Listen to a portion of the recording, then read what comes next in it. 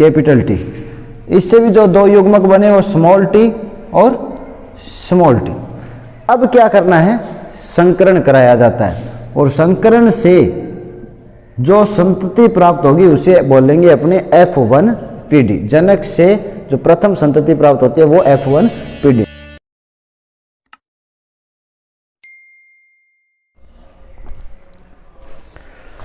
नमस्कार, आप सभी का एक बार फिर से ऋणमा स्टडी पॉइंट के ऑनलाइन यूट्यूब क्लास में स्वागत है।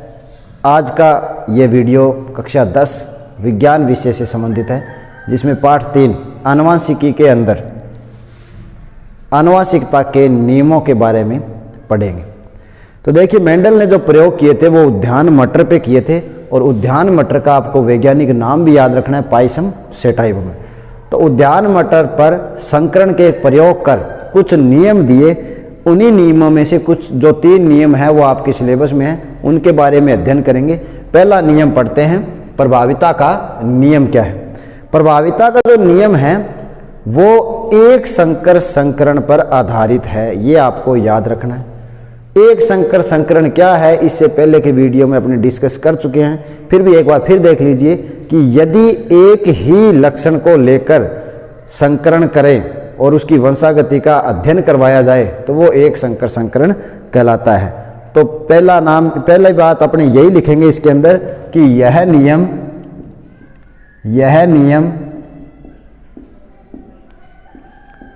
एक संकर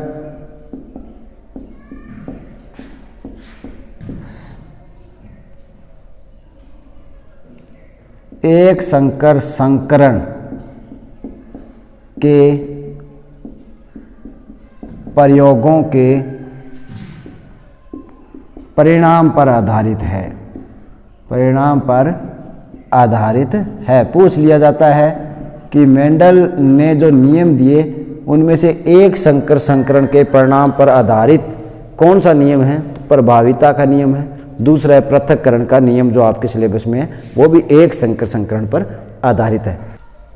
यह नियम क्या है, इसे देखो कैसे लिखेंगे, फिर समझते हैं इसको। इस नियम के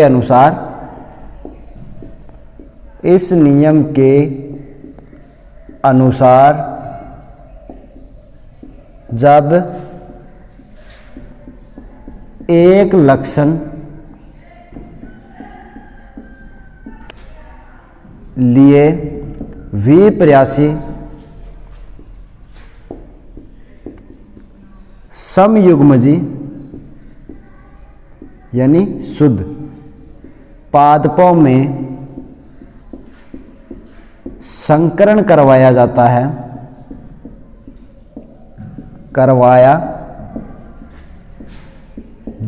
है तो जो लक्षण F1PD में अपनी अभिव्यक्ति दर्शाता है, यानी अपने आप को दिखाता है, अपनी अभिव्यक्ति दर्शाता है, अर्थात प्रकट होता है, दर्शाता है, प्रभावी कहलाता है, तथा जो F1PD में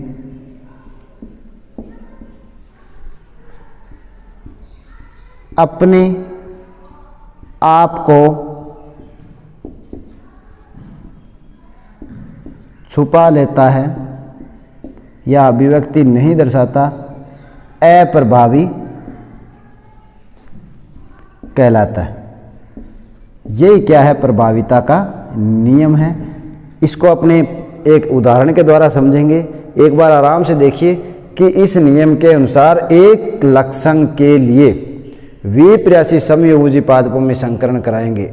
विपर्यासी समयुग्मजी पादप का अर्थ है कि एक ही लक्षण को लेंगे, तो जैसे पौधे की ऊंचाई का अपने लक्षण लेंगे तो ऊंचाई के दोनों विपर्यासी पौधे कौन से होंगे, एक तो शुद्ध लंबा पौधा लेना है और एक शुद्ध बोना पौधा लेना है। इनका जब संकरण कराएंगे तो जो लक्षण F1PD में दिखाई देगा वो प्रभावी और जो दिखाई नहीं देता वो अप्रभावी कहलाता है। यही क्या है, प्रभाविता का नियम है। तो यहाँ इसको ऐसे समझ सकते हैं तो देखिए जनक पीढ़ी में अपने को क्या लेना है, अभी अपने देखा कि जब एक ही लक्षण के लिए विपर्यासी समयुग्मजीय पादप लेने हैं तो अपने ले लेते हैं शुद्ध, या शुद्ध को क्या बोलते हैं, समयुग्मजीय लंबा पौधा लेंगे।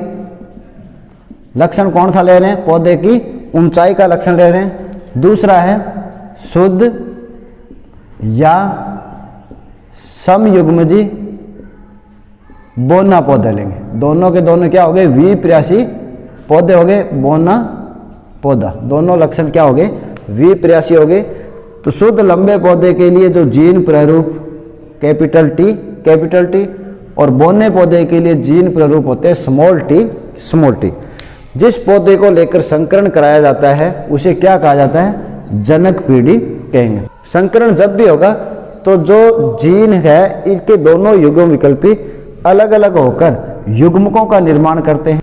अब देखो संकरण के लिए क्या करेंगे कि सबसे पहले इनसे युग्मक बनाने हैं। इससे दो युग्मक कौन से बन गए, कैपिटल टी। इससे भी जो दो युग्मक बने वो स्मॉल टी और स्मॉल टी। अब क्या करना है, संकरण कराया जाता है और संकरण से जो संतति प्राप्त होगी उसे बोलेंगे अपने F1PD। जनक से जो प्रथम संतति प्राप्त होती है वो F1PD। संकरण इस तरह होता है, इस टी का यानी जो नर पौधा है, ये एक मादा पौधा है, इनका क्रॉस करवाना है। कैपिटल टी का स्मॉल टी से संकरण हुआ या क्रॉस हुआ, कैपिटल टी और स्मॉल टी। इसी तरह इसके साथ इसका संकरण भी होता है, तो कैपिटल टी और स्मॉल टी, यानी कि इस युग्मक का इन दोनों के साथ क्रॉस होगा। इसी तरह इसका भी इन दोनों के साथ क्रॉस होगा। तो देखिए कैपिटल टी का स्मॉल टी से क्रॉस हुआ, कैपिटल टी स्मॉल टी, फिर इसका क्रॉस हुआ कैपिटल टी का स्मॉल टी से कैपिटल टी स्मॉल टी। ये जो पीढ़ी प्राप्त हुई है उसको क्या बोलते हैं, F1PD।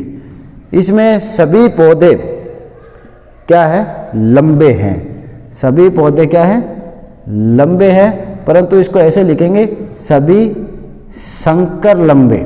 सभी पौधे कैसे हैं, संकर लंबे यानी विषम युग्मजीय लंबे हैं। तो प्रभाविता का नियम क्या कहता है कि जब भी एक लक्षण के लिए विपर्यासी समयुग्मजीय पादपों का, विपर्यासी मतलब लंबा और दूसरा बोना पौधा लेकर संकरण करवाएंगे तो जो F1PD में पौधे प्राप्त होंगे उसमें से जो लक्षण आपको दिखाई देगा उसे प्रभावी लक्षण कहेंगे। तो यहाँ अपने को कौन सा लक्षण दिखाई दे रहा है, लंबापन का दिखाई दे रहा है। सभी पौधे क्या है, लंबे हैं। तो यहाँ पे जो युग्म विकल्पी है कैपिटल टी, ये क्या है, प्रभावी है। ये क्या है, प्रभावी है। और स्मॉल टी ने अपने आप को छुपा लिया तो ये क्या है, अप्रभावी है। और यही क्या था, प्रभाविता का नियम है। तो उम्मीद करता हूँ कि आपको अच्छी तरह से समझ आ गया होगा। तो इसके जो आगे वाला वीडियो है उसमें पढ़ेंगे इसका जो दूसरा जो नियम है वो है पृथक्करण का नियम या युग्मकों की शुद्धता का नियम, या फिर उसे कहेंगे विसंयोजन का नियम। तो आज के लिए इतना ही, मिलते हैं अगले वीडियो में, तब तक के लिए धन्यवाद।